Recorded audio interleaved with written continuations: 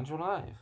Hello everyone! Hi Gorgies, welcome back to my channel! I'm live. I haven't been live for absolutely ages. I would say a good year. What do you think, Cole?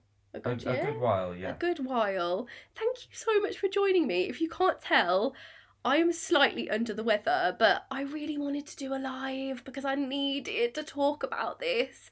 Um, I'm sure you guys were aware, but if you weren't, the other day Molly Burke, another creator on YouTube who is also blind, she's absolutely lovely, so go check out her channel if you don't know about Molly. But basically she uploaded a video just discussing a lot of discrimination that she has dealt with in the past, and I thought I would just add to the discussion really, because I thought the comment section was amazing. I saw Kevin on Twitter discuss quite a lot, Kevin Isabel, who's one of my friends. So hi Kev, if you're watching. Just sort of say, I agree. The same with Holly Took. So who is also amazing at speaking out about blind issues and blind awareness. So yeah. Anyway, I thought I'd add my 2 cents. I feel exactly the same. Me and Ollie were watching Molly's video and we were like, wow, like it's almost a like a sigh of relief that someone gets it, that someone understands. And I know a lot of you out there totally understand too, because I read your comments, I read your tweets, I see them. And this is something that I haven't spoken a lot in recent years about on my channel about, is taxi refusals and discrimination, and guide dog refusals, because I still do get them. I uploaded a video the other week with Ollie. It was such a lovely video and really well received, so thank you guys for watching it if you did. And if you haven't already, it's on my channel somewhere. But basically in that video I said where I'm living at the moment, I'm not getting as many refusals. However, in the UK, Molly talks about service dogs, fake service dogs. That's not a massive problem over here. And as I said, I'm getting less refusals, but what I am getting still is a lot of stigma. I jump into a taxi cab and I'm instantly asked, you didn't say you had a dog. And I'm like, oh, I'm really sorry. That's the one time I didn't put it on the Uber notification. It's like, oh, I'm really sorry. You know, I thought I did, because usually I have that automatic, message to the driver. You have a guide dog. I have a guide dog. She's a black lab cross retriever. She's amazing. I think that's why I put something like that, just to sort of show a bit of personality, a bit of like, please take me, because guide dog refusals, as some of you guys might be aware, are very common. As I said, going back to it, I haven't had a lot recently, currently where I live, but that doesn't mean I don't have stigma, and the constant anxiety is so real to get in a car. You know, you get questions, you didn't put a note on to say that you had a guide dog. I was like, oh, did I need to? But and if they say no, you're sort of like, well, why did you ask me that in the first place? And there's sort of that weird awkwardness in the air. The constant reassurance that I have to give people that she won't bite you. She's a £50,000, worth trained dog. She's not going to bite you. And as Molly said, it's offensive. Olga is my daughter. She guides me everywhere. She is my eyes. Please don't ask me whether she's going to bite you, because she is not. She's adorable. Also, what I've been getting a lot lately is, how do you feed a dog? Because you can't really feed yourself, can you? Of course I can feed myself. you know, I'm a grown woman, I'm 24, I own my own house, of course I can feed myself.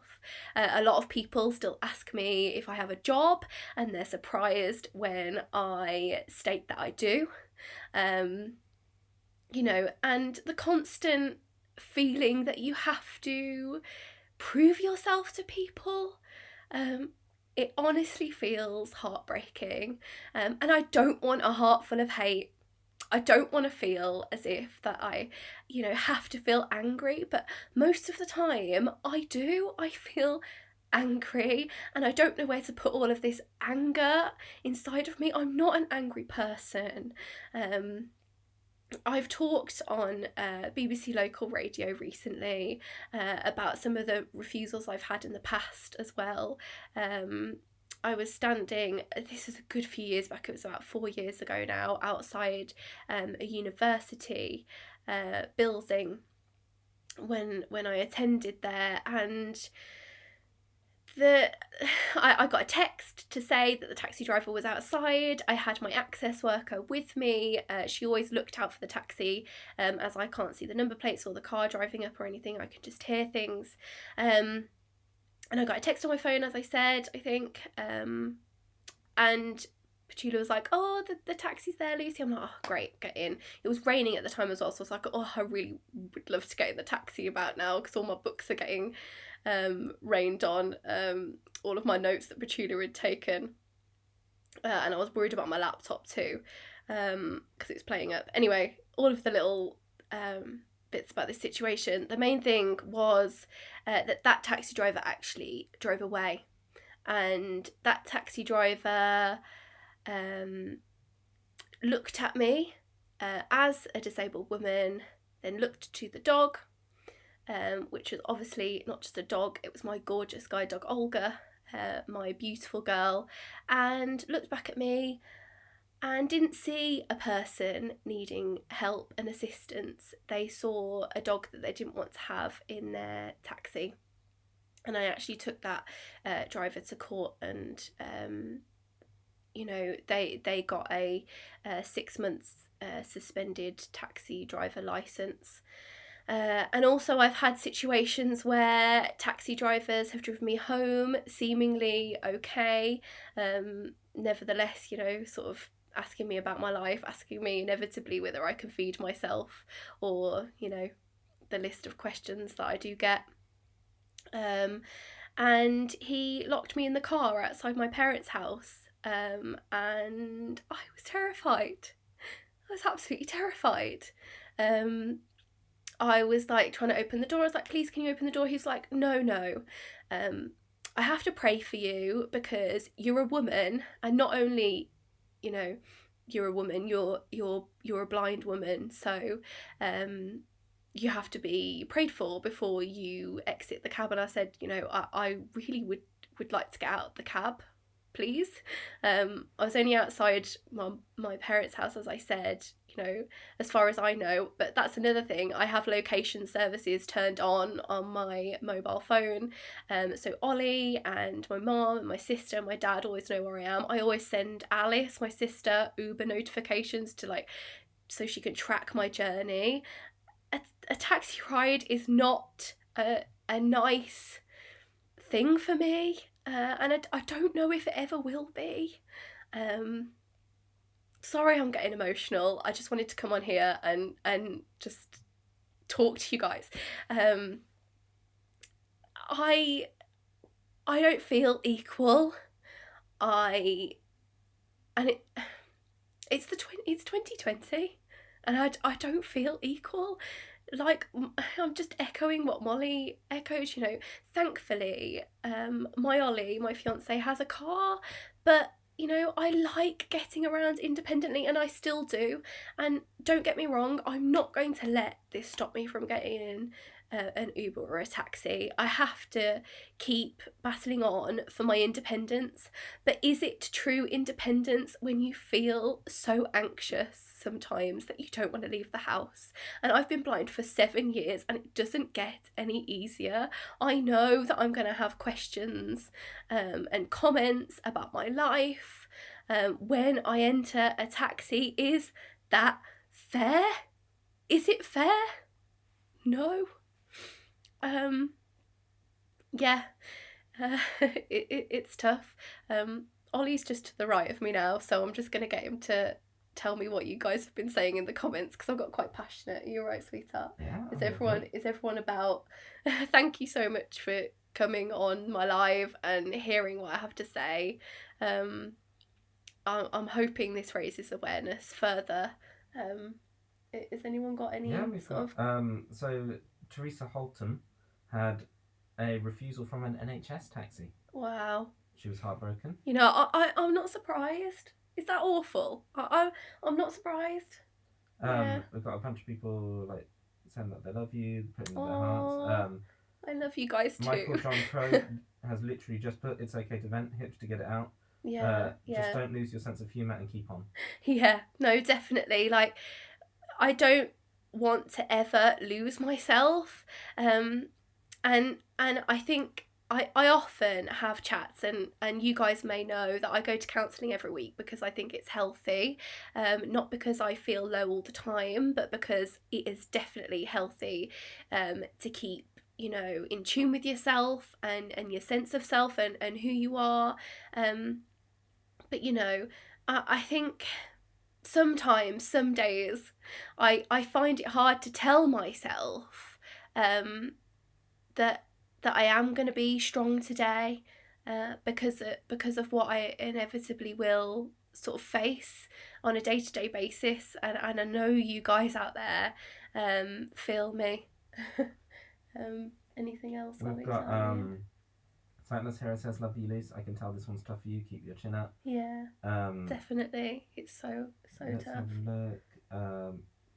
Hi Lucy from me and Guide Dog Dino, says Teresa. Oh, Guide Dog Dino. Hello. I can just imagine my Olgie's just in the back of this shot right now, if you guys can't see the camera like I can. She's just sleeping. She's got a big day tomorrow. We've got some filming, so I'll update you guys about that soon. We've also got another comment from Daisy Lee, who says, "I'm a wheelchair user, a few years younger than you, and the lack of independence is real." Yeah, it is real. And I'm just echoing also what Molly is saying and what I've said before on this channel, that it's tough, and I think often we are, you know, not the main topic of discussion, and not that I want to be all the time, but, you know, disabled people aren't equal. We're not equal. No matter how much I want to shout from the rooftops that, you know, just because my eyes don't work doesn't mean I'm not Lucy, which I will continue to do until my last breath. I'm so passionate about that, and I always will be, and you can never get me off this channel saying that. It doesn't mean that we aren't equal yet, because I'm not, and it's 2020, and I hate saying that out loud. I really do. I wish there was more education. I wish there was more humanity sometimes in situations, you know. Yeah. You're right, Henny. Is there any more comments? Just one. We've got two more comments. Louise B says, "Love you, kiss," and then the Nimish says, "Guide Dog Zach says hello. We understand and share your frustrations." Yeah, Guide Dog Zach, what a babe. Guide Dog Olga says hello. Yeah, so I think I've said my 2 cents in all of this. I'm aware that, you know, we're always going to face challenges, but as long as we are together and we talk about guide dog awareness, we chat about how we feel, and say, hang on, we are people that want to feel their best self all of the time. Why can't we jump in a taxi and feel free and strong and independent? Why can't we? Why can't we be, you know, independent in our brain all of the time? Why do we have to deal with refusals? I mean, the amount of news stories that my colleagues have put up on the BBC News website, and the amount of traction and views they have, and it doesn't change. Why is it not changing? It needs to change for blind people's sanity. I'm not going to stop getting Ubers. But I'm not going to stop talking about it, and I'm not going to say that it's okay, because it's not. Any last questions? We've got Satnus Hero says, since the Single Equalities Act was implemented, we as disabled people lost everything. And then Olivia Santa says, hi Lucy, stay strong. I'm registered blind and understand completely. Don't ever let people affect your spirit. You're amazing and deserve to be treated equally. Heart, heart. Yeah. But keep going, please. Oh my gosh, guys. We are a true community.